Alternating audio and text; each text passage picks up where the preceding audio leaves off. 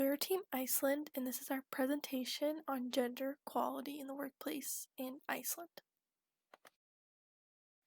In this presentation, we're going to be going over some important terms, the background on Iceland and America, the gender and workplace laws in both countries, workplace and leadership practices, the wage gap, what is lacking in both countries, and some recommendations. To start off with defining some terms, we want to state the differences between equality, equity, and justice. Equity, as we have seen, involves trying to understand and give people what they need to enjoy full, healthy lives. Equality, in contrast, aims to ensure that everyone gets the same things in order to enjoy full, healthy lives. And justice, in the broadest sense, is the principle that people receive and which they deserve, with interpretation of what constitutes deserving.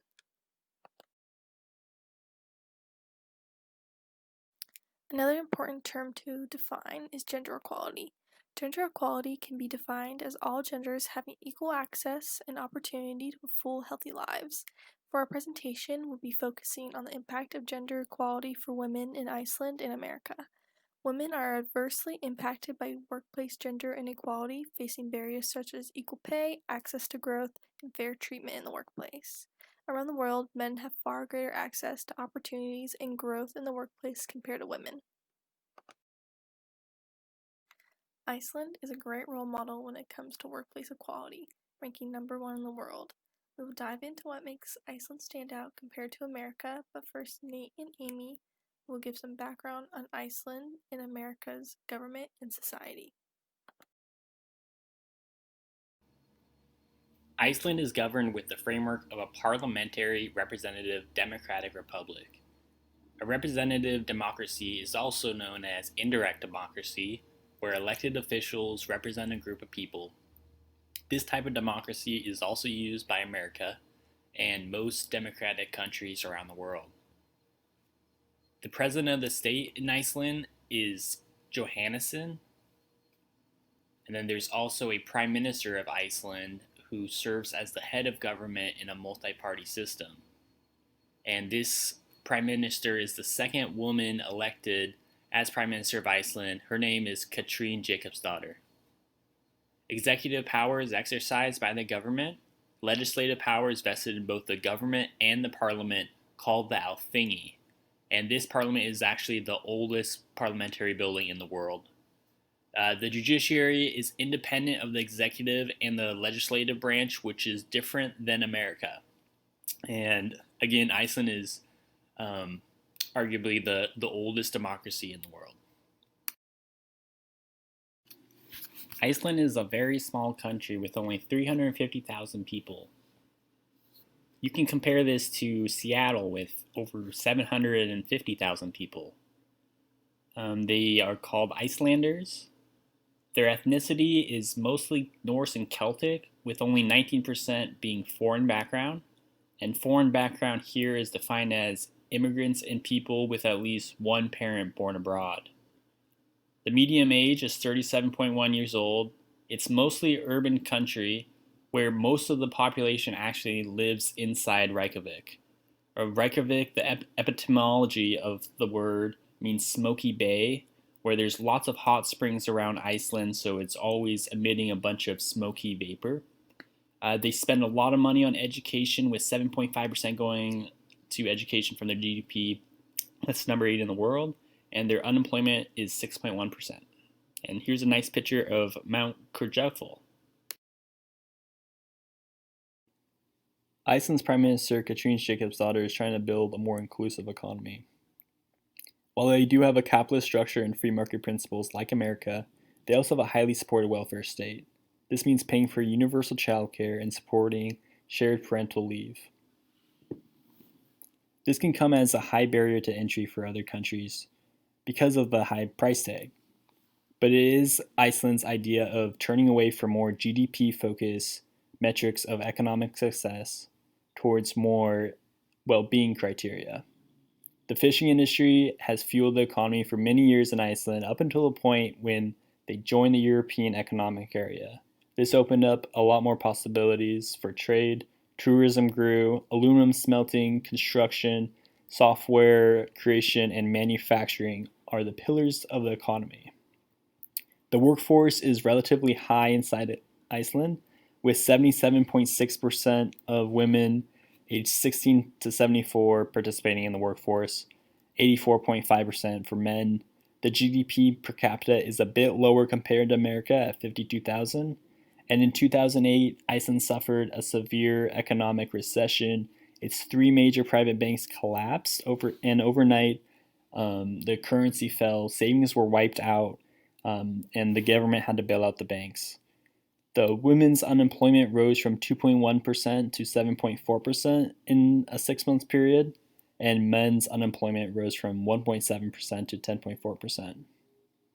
Next, Amy's going to contrast America's government, its peoples and society, and America's economy.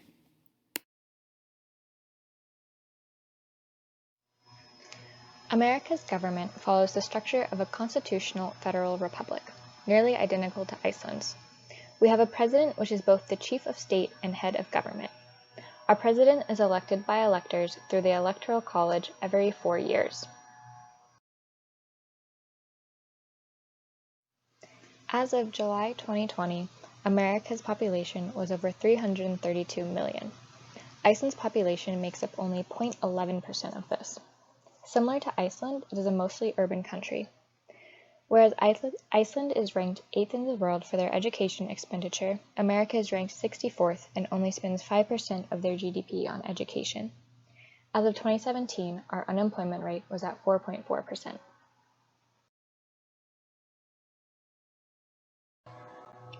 America has a capitalist structure and follows free market principles. Our economy is driven by technology and has the second largest industrial output in the world. Some of our main productions are petroleum, steel, motor vehicles, aerospace, telecommunications, chemicals, electronics, food processing, consumer goods, lumber, and mining. Our GDP per capita is over $59,000. In 2008, America suffered an economic recession. This caused for a subprime mortgage crisis, falling home prices, and private banks to fail. Next, Nate will be talking about Iceland's workplace laws. Iceland is recognized for having its inclusive workplace laws. This started in the year 2000 with its Act on Equal Status and Equal Rights of Women and Men, and Parliament revisited the law in 2008 after the recession to include more specific terms such as having 40% of women on the board of directors at companies to ensure that the recession doesn't happen again and create more oversight. So within the law, there are 9 defined areas of gender discrimination. It even identifies that there is a difference between indirect and direct discrimination. It acknowledges the wage gap, and it recognizes that gender-based violence is detrimental to society. So this is a very broad law. So what it does is show how to achieve gender equality, and they do this by changing language on to avoid negative gender stereotypes. And for example, they have 35 articles outlining specific policies on everything from outlining gender discrimination in school books and in the workplace to buying goods and services. Next, we had the equal pay for equal work mandate. So after the equal status was passed in Parliament, Icelanders found out that it would take 122 years to close the gender pay gap. So they found this unacceptable and they wanted to change that. So we'll talk about that more inside the next slide. And next we have Iceland's maternity and paternity laws. So this was created in 2000 and was amended in 2006 to increase the parental leave from 6 months to 9 months. So the government pays for parental leave for birth, for adoption, and foster care for all employees, even those that are self-employed. So they pay 80% of the earned salary to the new parents, and the parents, it's up to them to split the time equally. And finally, they have a Ministry of Gender Equality to create more oversight and to understand that you can't get complacent with such a important goal of creating equality for all of the Icelandic people.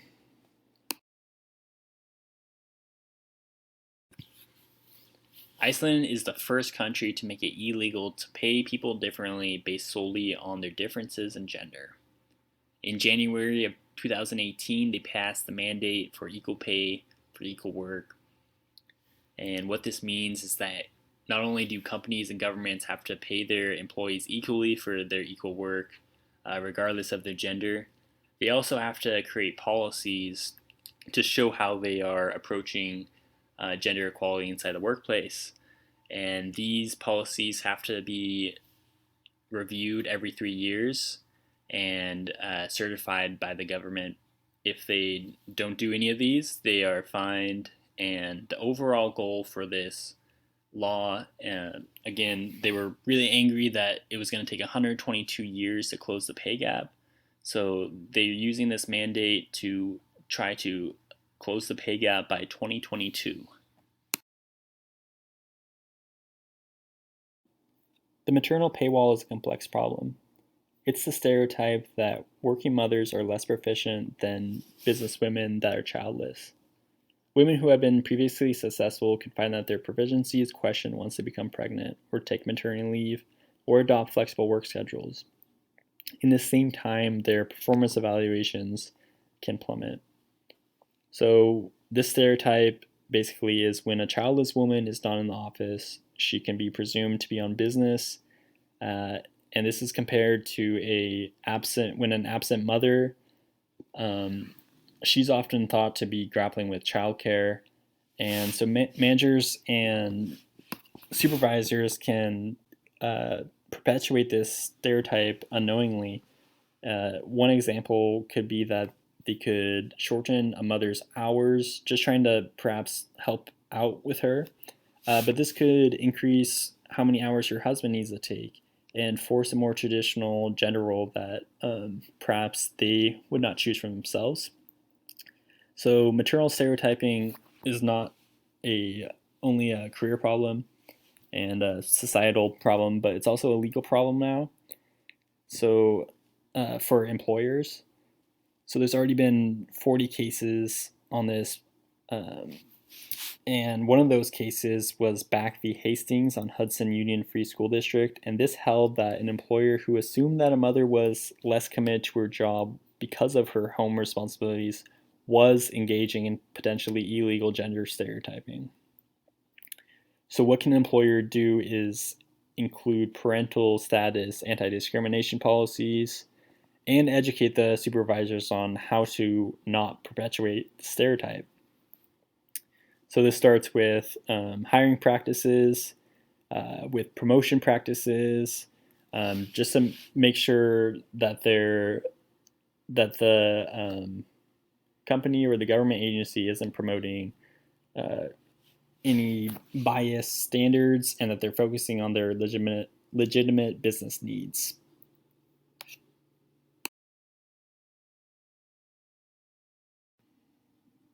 Gender inequality adversely affects economies. It's thought that if America closes its gender pay gap, it could add $512 billion to GDP. For higher education, women disproportionately shoulder student loan debt. They represent 57% of undergraduates, except they hold 67% of all the student loan debt. And while getting an education correlates with getting a higher income, getting an education also correlates with the gender pay gap.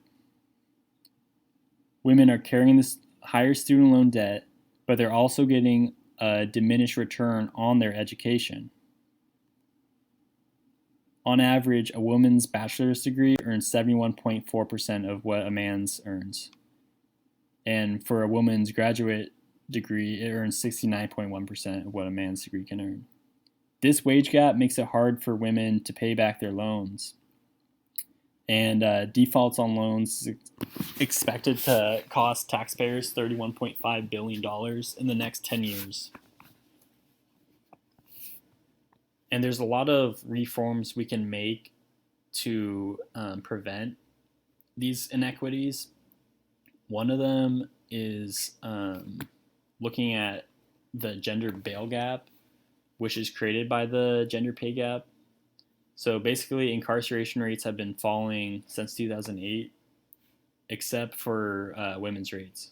The population of female prisoners in state prisons has grown by more than 800% in the last 40 years. And a lot of these women are incarcerated for non-violent offenses, and they just can't pay their bail.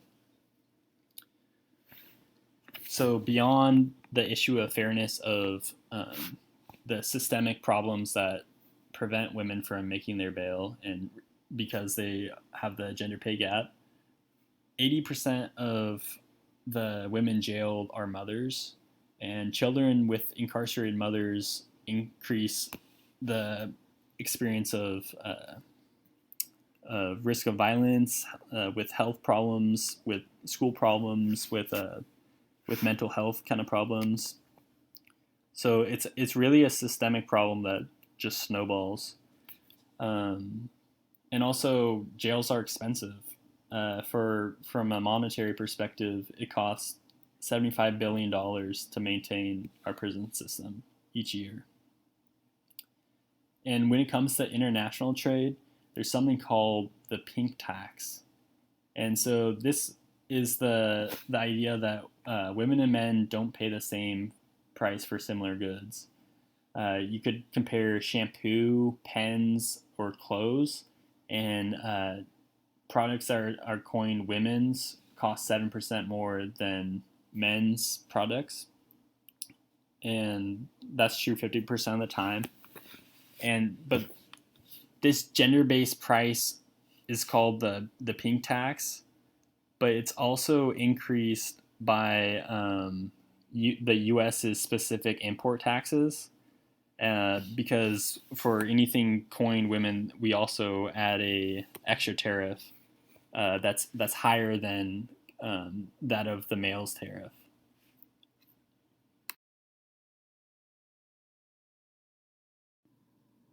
The workplace laws in America for gender equality started with the Fair Labor Standard Act in 1938.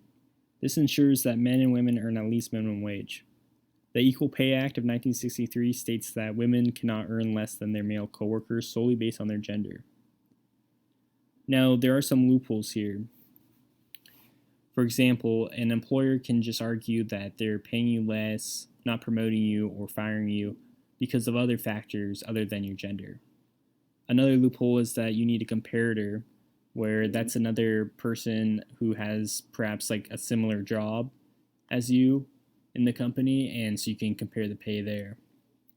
And if you have a unique role inside the company, then you lack a comparator, and it's hard to argue your case. Now, compared to Iceland, women have the burden of proof for America, and in Iceland, the burden of proof is on the employers because they have to follow government policies and review their policies every 3 years, as we discussed, or else they're going to be fined. Next, we have the Title VII of the Civil Rights Act in 1964.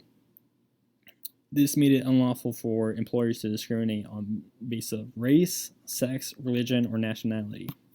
And so this act did a lot, and one of the things it did was protect or promote gender equality in the workplace and protect workers from hostile work environments, from sexual harassment. They also had the Pregnancy Discrimination Act in 1973, which made it illegal to discriminate based on pregnancy or pregnancy-related conditions. And last, we have the Family Medical Leave Act of 1993. This states that companies with 50 employees or more must allow men and women to take up to 12 weeks of unpaid family leave to care for their newborn or adopted child.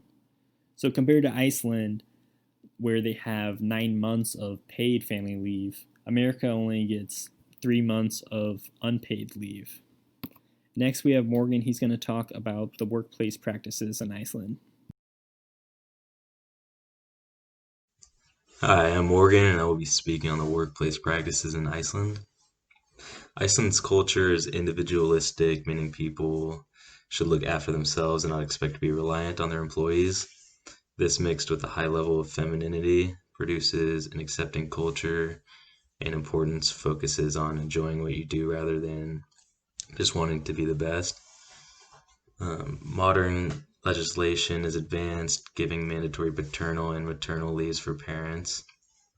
This is a huge push for equality in the workplace. They do not believe that it is mandatory for only mothers to take leave. Fathers have a right to 3 months of paid parental leave. This eliminates the notion that a mother must be the primary caretaker. And lastly, women are treated the same as men for their actions. Uh, Women do not have to take the fully nurturing role like many other countries show to have. Leadership in Iceland favors women more than many other countries. Vigdis Finnbogadóttir served for 16 years, making her the longest serving female president for any country. Iceland has had a woman as either president or prime minister for 20 of the last 36 years. In 2016, Iceland proved to have the most equal parliament with 48% of the seats belonging to women. And in 2010, Iceland created an amendment forcing board members of companies with over 50 employees to be at least 40% male and 40% female. Now Amy will speak on the workplace practices in the United States. America is known for its 24/7 work culture. This is extremely common in higher up positions and high intensity workplaces. Many companies pride themselves in being able to deliver goods and services with an extremely quick turnaround time while still keeping up the quality. This forces employees to work longer than normal hours, including weekends and holidays. This disproportionately affects women than men, as our society expects women to head the household. It was found that when a married couple both have full-time jobs and are raising kids, women still do 2 times the housework and 3 times the childcare than their male partner. Because of this, if women have children, their employees encourage them to take accommodations that they likely wouldn't offer to men. They're guilted into part-time work and internally facing roles which stunt their growth in the company. While the Fair Labor Standards Act was put into place with good intentions, it can actually hurt women when it comes to overtime pay. This law requires that non-exempt employees receive overtime pay if they work more than 40 hours in a work week. Exempt employees aren't eligible for overtime and typically include white-collar professional, administrative, and executive positions. Women are much more likely to hold these positions that pay just enough to prevent them from becoming non-exempt. The idea with exempt employees not making overtime is that they should be skilled enough to have the bargaining power to negotiate for higher compensation, which rids the need for overtime. But the truth is, only 7% of women negotiate for their salaries, which greatly impacts the gender wage gap. Along with this, when women show leadership skills that men are rewarded for, they are disliked by coworkers and superiors rather than being seen as leadership material.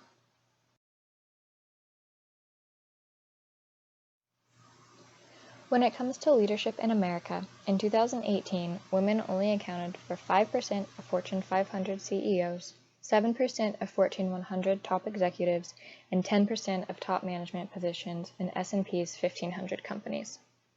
In the last 50 years, there have only been a total of 60 female CEOs of Fortune 500 companies. Along with this, when you look up the word CEO or boss on Google Images, you're faced with a bunch of photos of men, and only maybe 1 or 2 of women. This shows our young girls that these positions are nearly unattainable due to their gender. Next, Julia will be talking about the gender wage gap. The gender wage gap plays a huge role in inequality in the workplace and has created a bigger disparity between men and women. The wage gap can be defined as the average difference between pay for men and women who are working. The impacts of the wage gap can be seen around the world and has created a glass ceiling for women as well as become protected by male-dominated industries. On average, a woman earns 79 cents for every dollar a man earns. And policies and laws have been used to address the wage gap, but it continues to be present in both America and Iceland. And the previously addressed leadership practices continue to support the wage gap.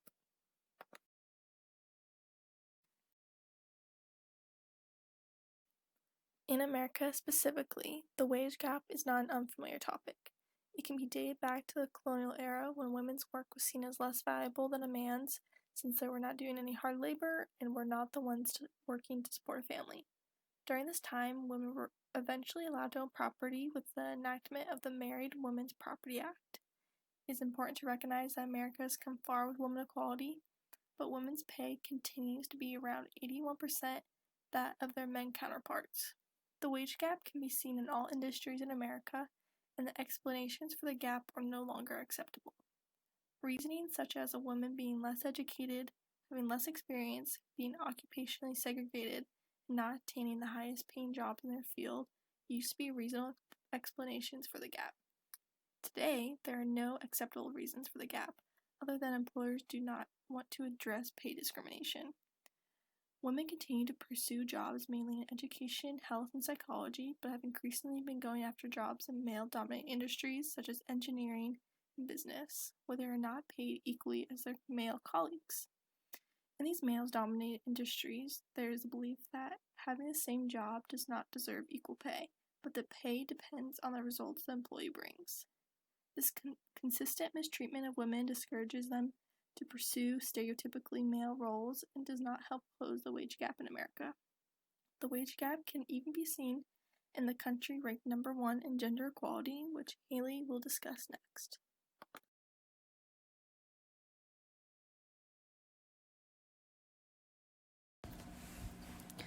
Iceland has been ranked number 1 in the world for having the smallest wage gap of the 153 countries reviewed for reports by the World Economic Forum since 2009, when the country overtook the Nordic countries of Norway, Sweden, and Finland for the position.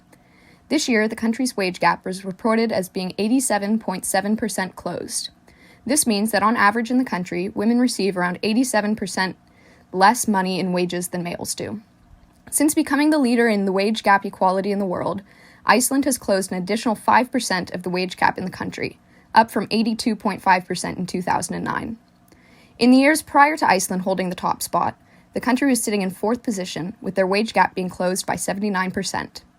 While the country has put forth a great effort in bettering the gender equality in the country, and much of the progress that has been made can be attributed to that, the financial crisis that hit the country in 2008 played a large role in diminishing the wage gap that existed and leading them into the top spot. The country was greatly affected by this crisis, and along with the job losses that occurred, average wages also fell. Both men's and women's wages were harmed during this time, but men's wages were overall diminished by more than women's. This greatly aided in the wage gap closing from 79.9% in 2008 to 82.5% in 2009 after the financial crisis had hit.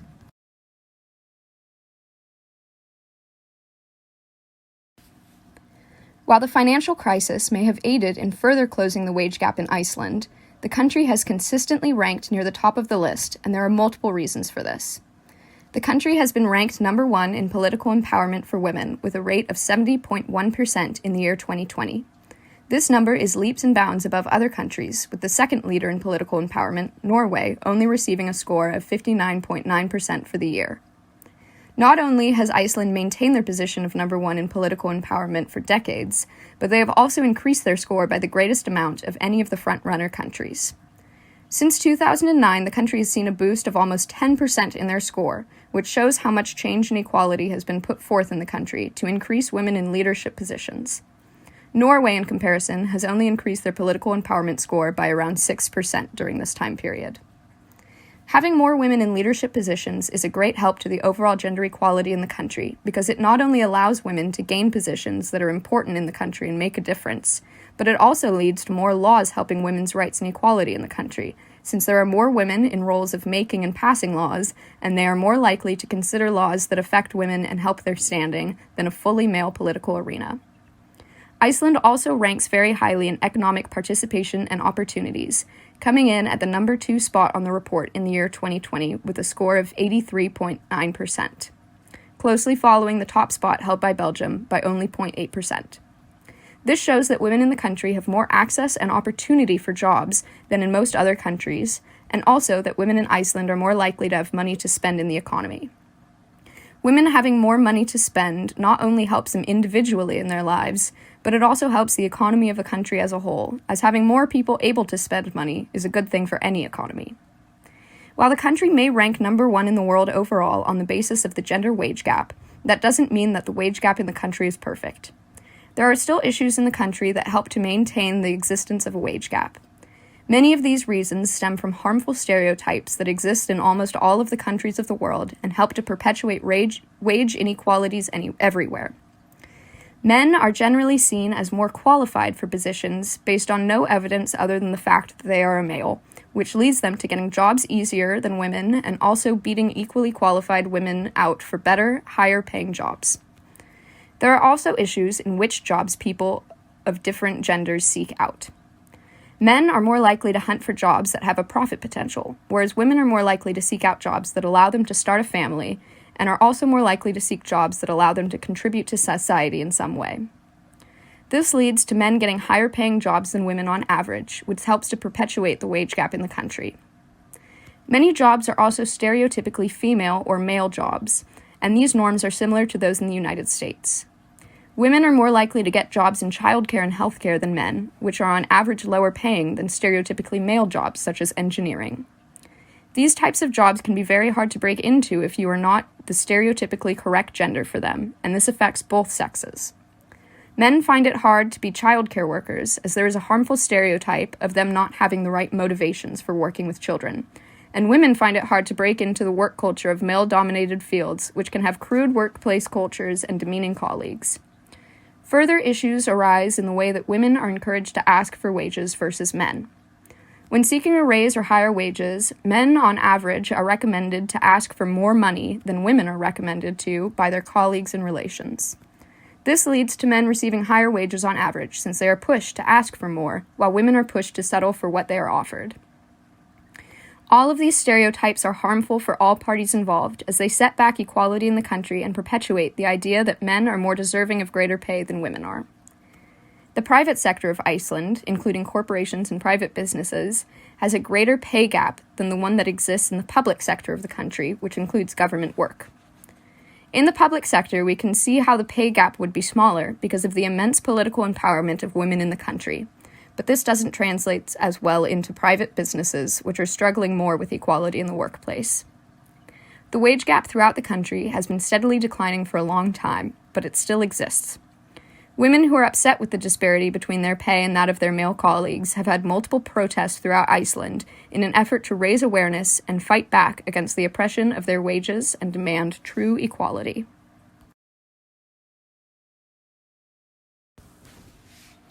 There are multiple laws in effect in Iceland that help to protect women's rights and bolster equality in the workplace, both in employment rates and wages.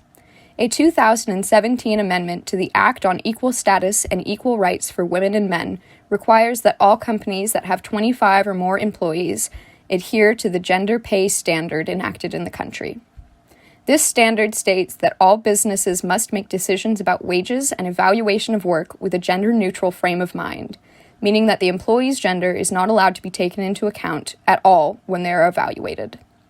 This helps to diminish the wage gap in the country because women and men are required to earn the same wages for equal work, and that evaluation of work must be equal between the genders as well, meaning that the same quality of work would receive the same evaluation. Companies that have 50 or more employees also have to adhere to the gender quota laws present in Iceland, which state that these companies must have at least 40% of each gender present on their boards. This law was enacted in 2013 as an effort to have more women in leadership positions at companies making decisions about the company's future. While the goal of this law has not yet been met by most companies, it is a great stepping stone in creating a more equal and equitable future for the company. Although Iceland has much better workplace gender equality than America, there are still places to improve. Iceland focuses a lot of their gender equality on the state of their welfare, where some weaknesses can be seen. For example, the time between parental leave and the beginning of a child's education, also known as the care gap bridge, could be closed to ensure parents have support during a crucial time in their child's development. In Iceland, workplaces support parents for a short amount of time after a child is born, then leave the rest up to the parents, even if they are struggling. This forces parents to pay for the child care or make one parent stay home or cut their job hours. Women are usually the ones having to stay home, considering fathers are still seen as a secondary parent. Women in the Icelandic workplace also face sexual harassment and mistreatment from colleagues, making them feel of less importance and affecting their own mental health. In a study, around 59% of women in Iceland have faced sexual harassment or abuse in their workplace. It should be obvious that any sexual harassment should not be tolerated, but is consistently seen towards women. Another opportunity for improvement is Iceland's inclusion of non-binary and trans representation in the workplace. They have begun to grow in this area, giving recognition to other genders, but is still an area that needs to be improved upon. America faces some similar issues, which Morgan will discuss next.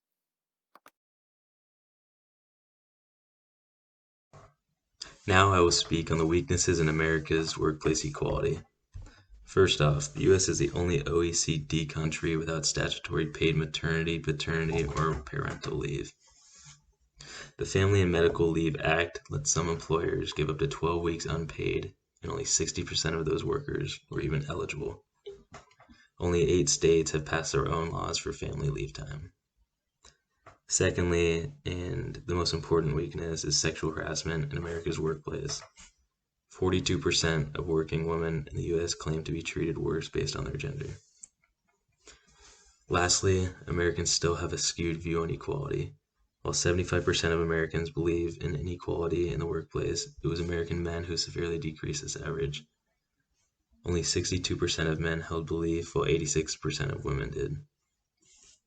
Men also believe women only do 20% to 40% more unpaid work than men, when the real number from the OECD is actually 67%.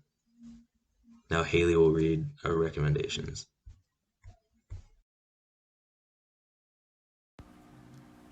The recommendations that we have to improve gender equality are applicable for both the United States and for Iceland. Economic success across the world is determined primarily by the country's GDP, which can lead to a focus on profits above a focus on workers' well-being and rights.